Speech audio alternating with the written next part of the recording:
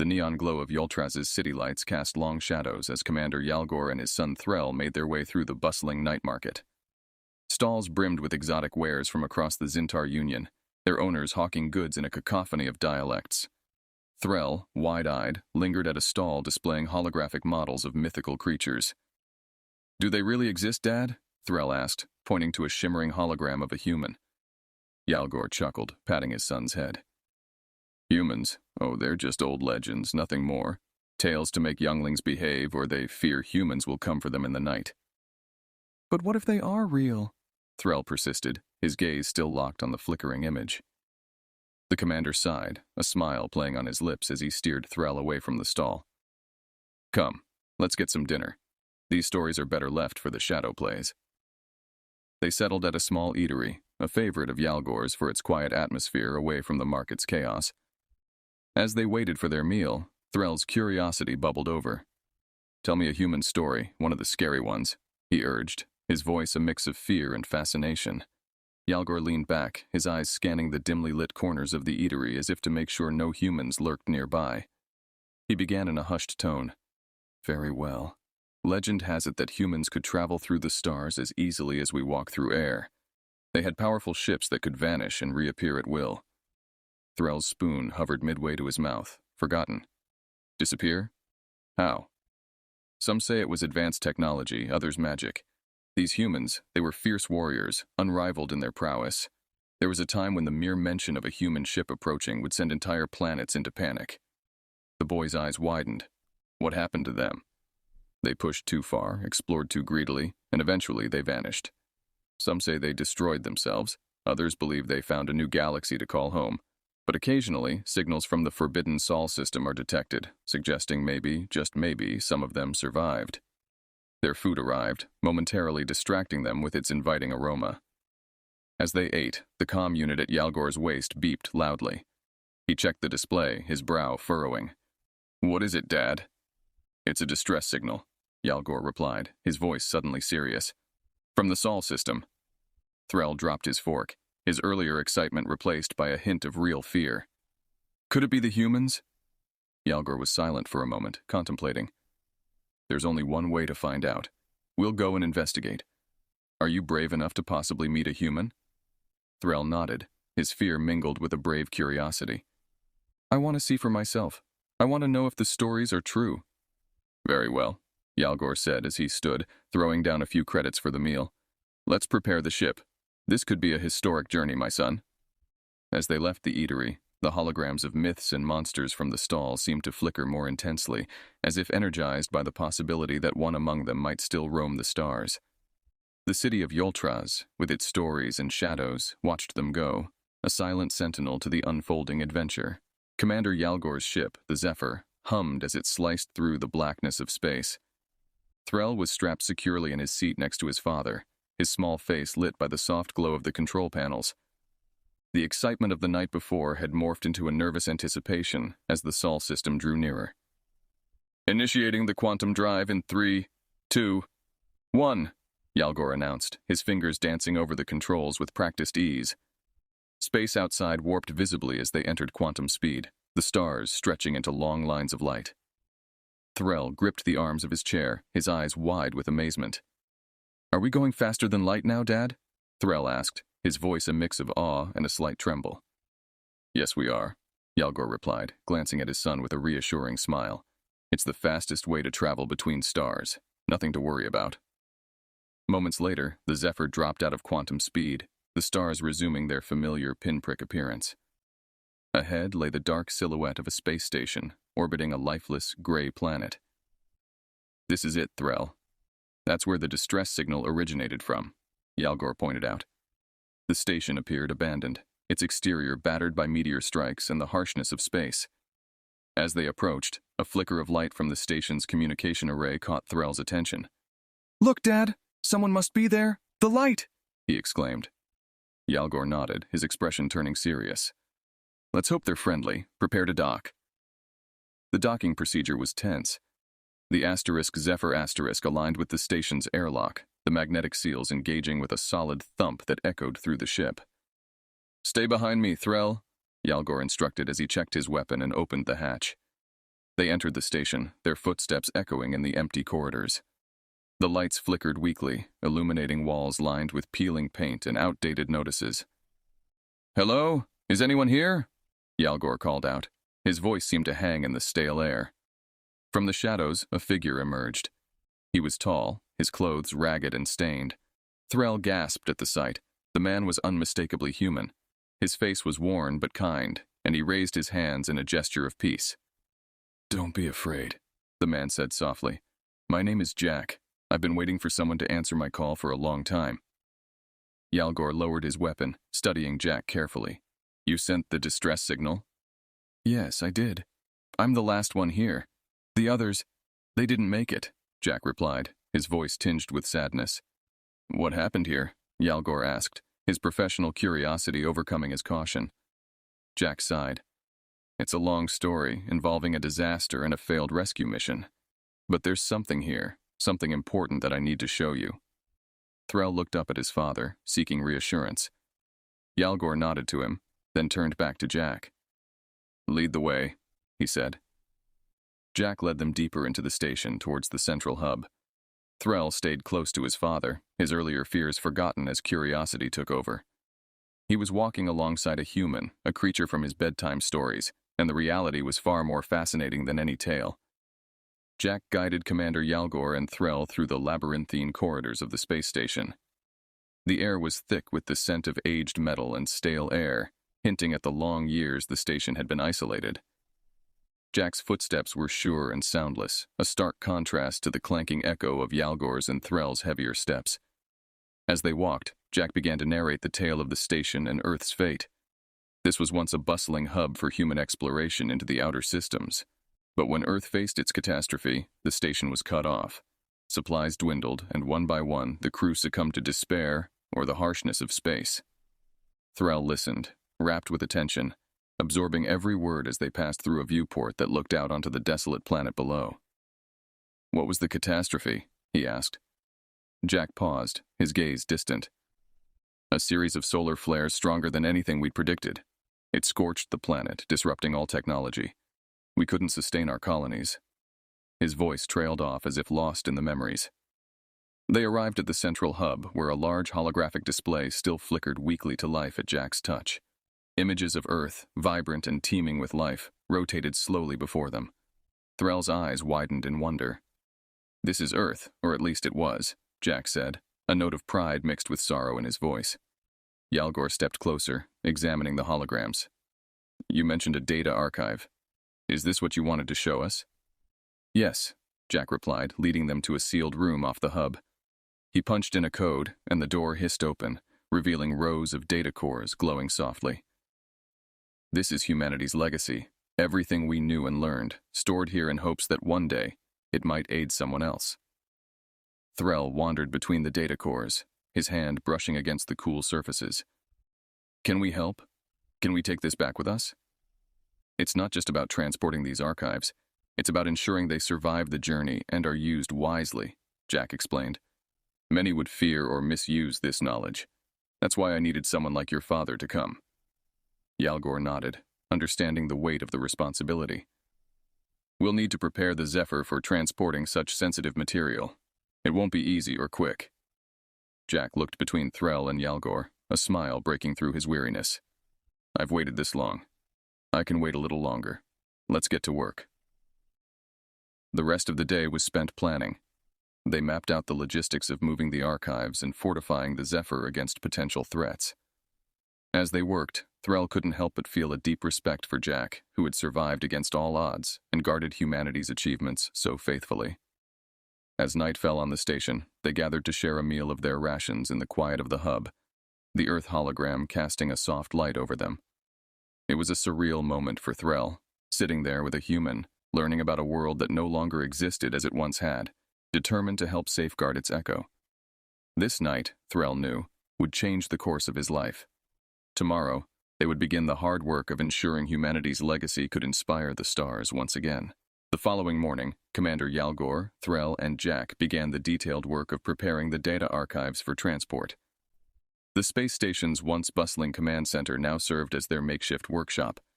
They needed to stabilize the data cores, ensuring no information was lost during the transfer process.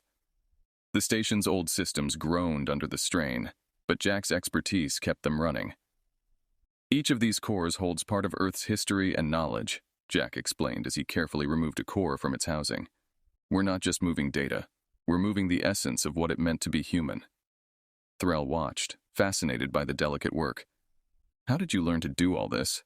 He asked. Jack smiled, a wistful look in his eyes. I was a technician before everything happened.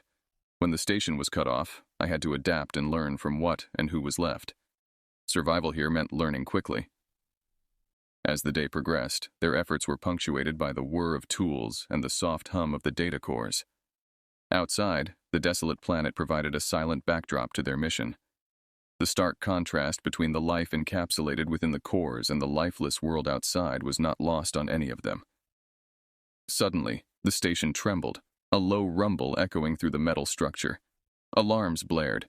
"What was that?" Threll exclaimed, startled. Jack rushed to a console, fingers flying over the controls. "It's a security protocol. The station's AI has detected what it perceives as a threat. It's activating the station's defense mechanisms.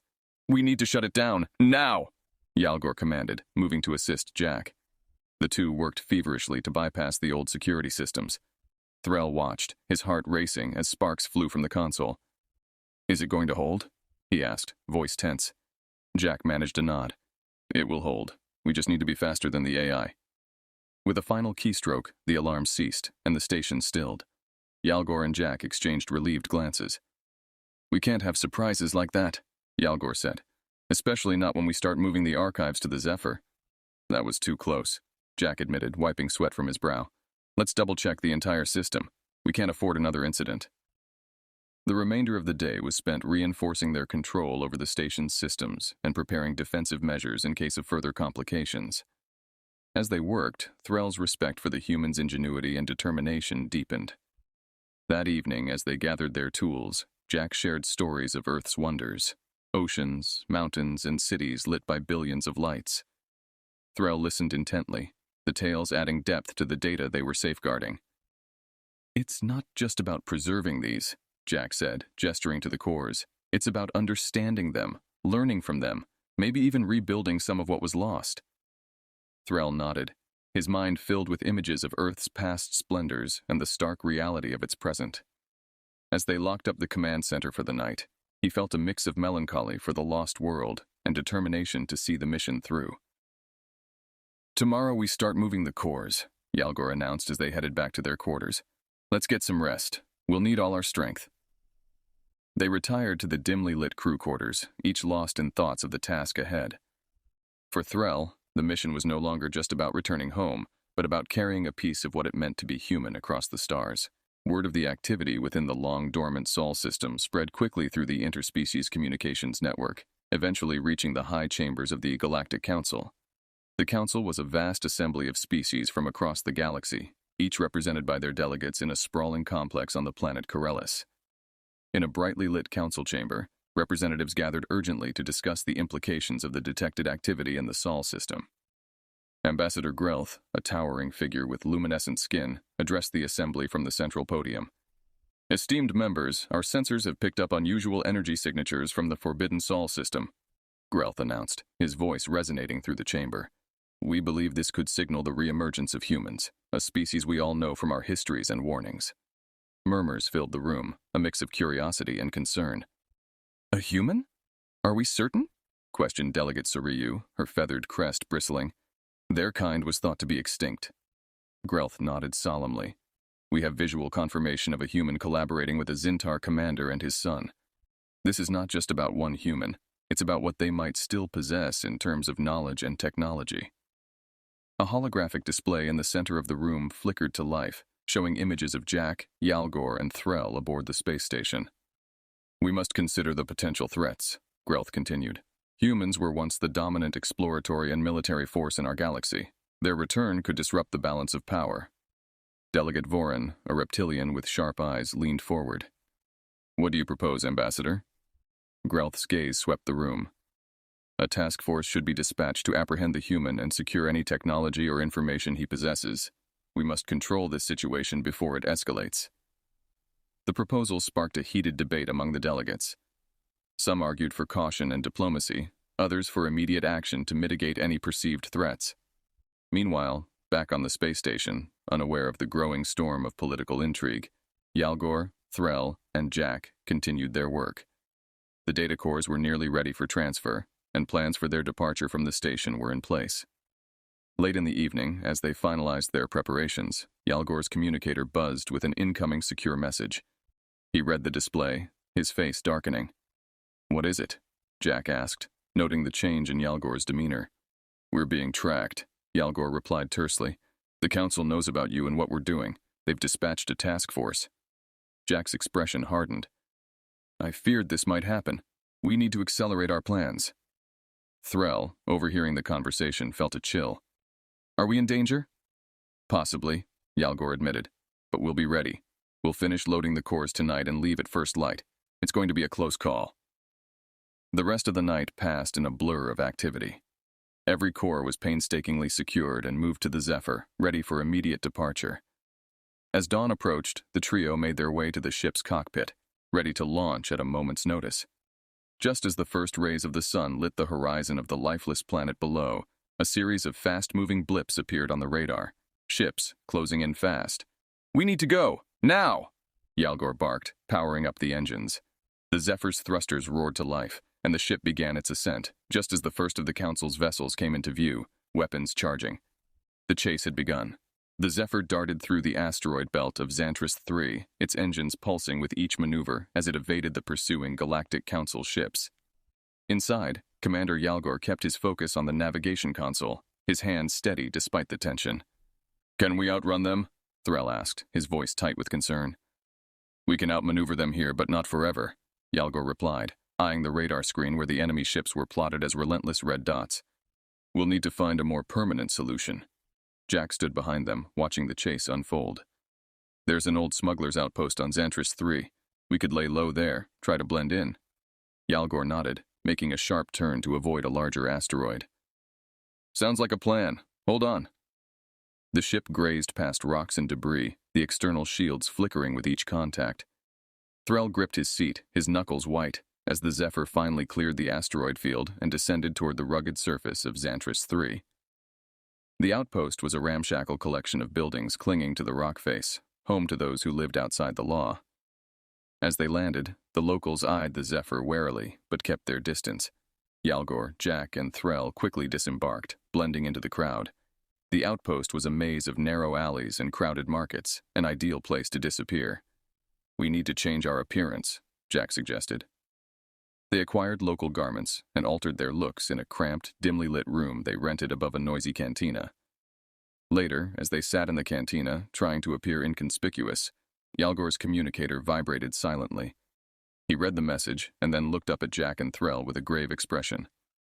"The Council has put a bounty on our heads. They're offering a reward for any information leading to our capture." "That was fast," Jack muttered, his eyes scanning the room for potential threats. "We need allies. If the Council turns the galaxy against us, we won't stand a chance." Threll, feeling the weight of their situation, spoke up. "What if we tell our side of the story? What if people knew why we're doing this?" Jack considered this, then nodded slowly. "It might just work. We need to communicate our intentions, show them what we found, and why it's important."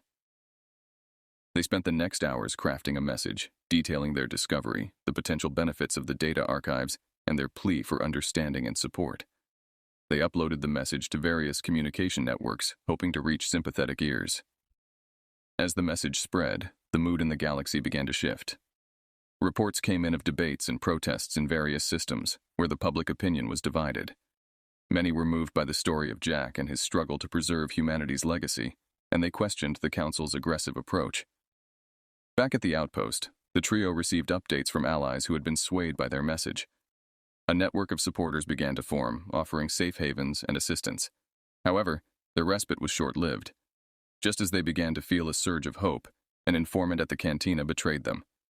Within hours, Council ships descended on Xantris III, their arrival marked by the screaming of sirens and the thunder of boots on the ground.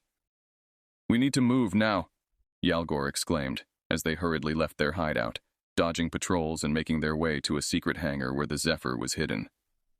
As they boarded their ship, the outpost erupted into chaos, with fighting breaking out between Council forces and locals. The Zephyr's engines roared to life once more, and they lifted off, the outpost shrinking below them as they made their escape. Their destination was uncertain, but their resolve was clear. They would fight to bring the truth to light, no matter the cost. As the Zephyr sped away from the tumult at Xantris 3, the galaxy buzzed with the controversy stirred by their message.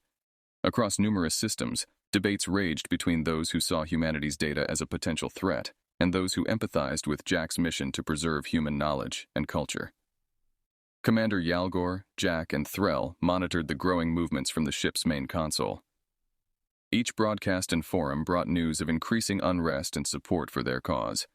"Look at this," Threll pointed out, showing a feed where a massive crowd had gathered on a central square of a Lorian planet, waving banners in support of human rights and knowledge preservation. "They're listening to us. They really are." Yalgor nodded, a grim smile crossing his face. "We've started a spark, but we need to keep the momentum going. We need a plan to engage these supporters more actively."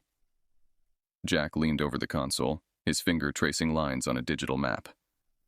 "There's a federation of academic planets in the Nexar system. They value knowledge above all. If we can get them on our side, their influence could be pivotal." "That's our next stop, then," Yalgor decided, setting the coordinates for the Nexar system. Upon their arrival, they were greeted by a delegation led by Professor Aline, a renowned scholar known for her advocacy of interstellar cultural exchange. After sharing the data archives with her team, the academic community rallied to their cause, broadcasting detailed analyses of the potential benefits of human knowledge. The Galactic Council, facing mounting pressure, called an emergency session to reassess its approach to Jack and the Sol system artifacts. Deliberations were tense, with several younger council members voicing strong opposition to the initial aggressive tactics. Meanwhile, the movement for the preservation and integration of human knowledge continued to grow.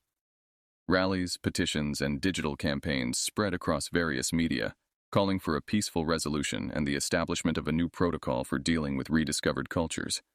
Back on the Zephyr, the trio watched as public sentiment shifted. "We're changing minds," Jack said, a note of hope in his voice. "Maybe we can find a peaceful way forward after all." But just as the tide seemed to be turning, a coalition of conservative planets, fearing the disruption of the status quo, declared their support for the Council's original hardline stance. They mobilized their own forces, aiming to capture the Zephyr and its crew to put an end to what they viewed as a dangerous upheaval. The situation escalated into a series of skirmishes on the fringes of the galaxy. Yalgor, a seasoned tactician, used these conflicts to demonstrate the strategic applications of human military knowledge, ironically proving both the value and the threat of the archives. As battles raged, the galactic community watched, their perceptions of humans and the Council evolving with each engagement. The academic supporters continued to advocate for a ceasefire and negotiations, leveraging the widespread unrest to push for a diplomatic solution.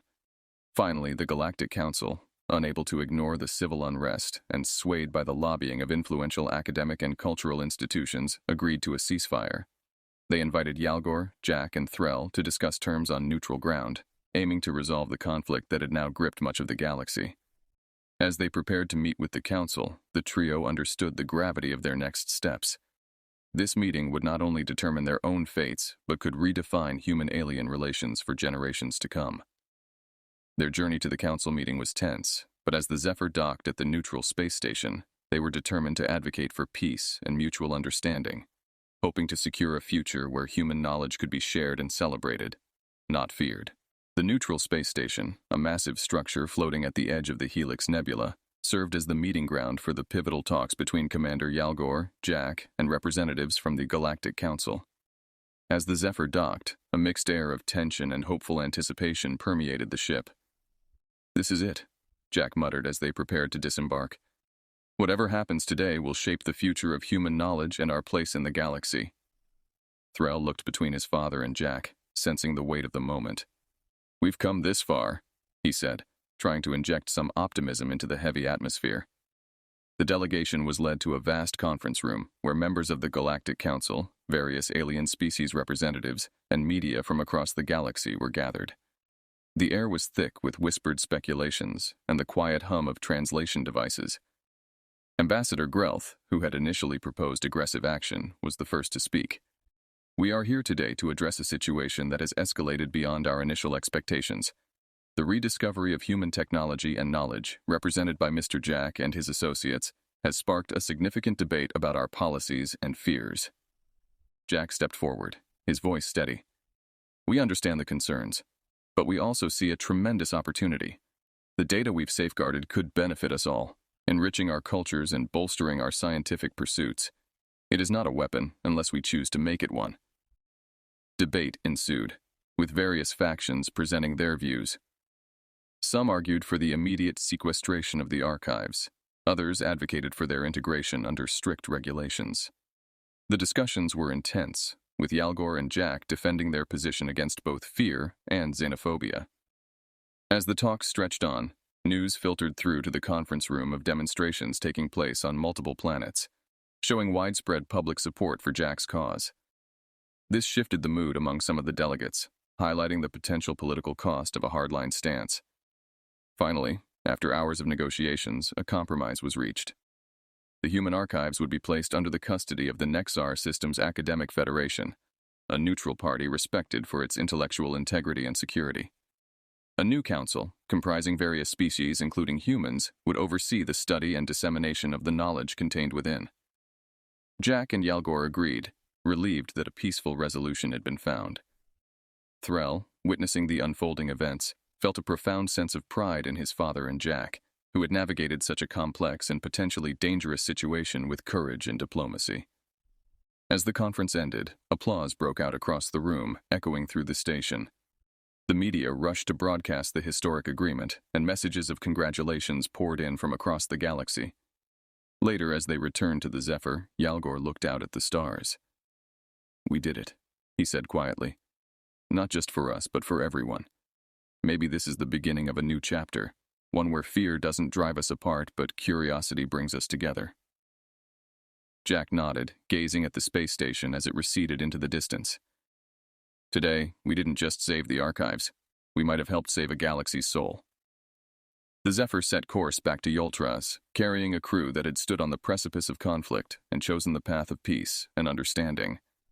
Their return journey was not just a trip home, but a return to a galaxy that was, perhaps, a little more united and a little less afraid of the shadows in the night.